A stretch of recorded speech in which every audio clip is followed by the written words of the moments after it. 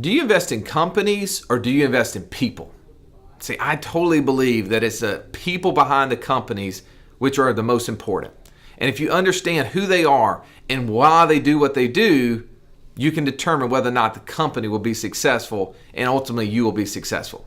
That's why this week I traveled all the way to Las Vegas, to Los Angeles, LA, and to Phoenix. So our property marketing person here locally will send out flyers and banners and postcards, balloons, all kinds of things to the local folks so that we can increase the occupancy in those properties.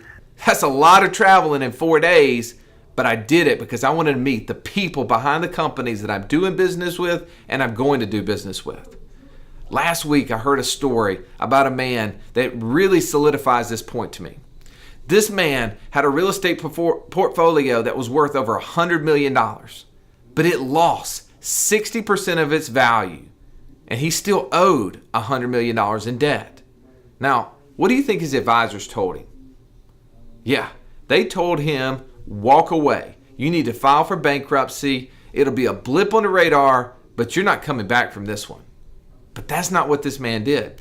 He was not somebody who walked away from his promises. He had guaranteed that he was going to pay back this debt. And that's what he did.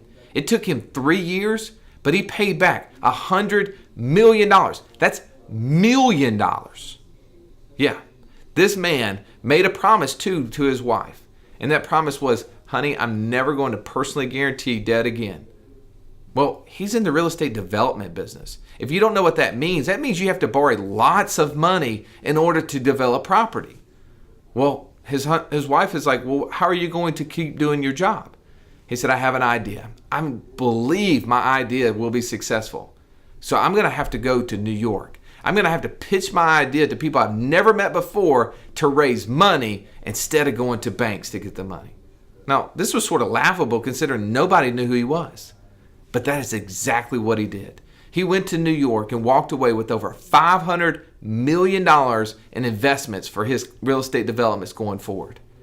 Several years down the road, very successful individual, he's sitting down with his original investor and he asked the burning question, the question that's been on his mind from the very beginning. Why? Why would you invest in me out of all the people? The fact that you didn't know anything about me.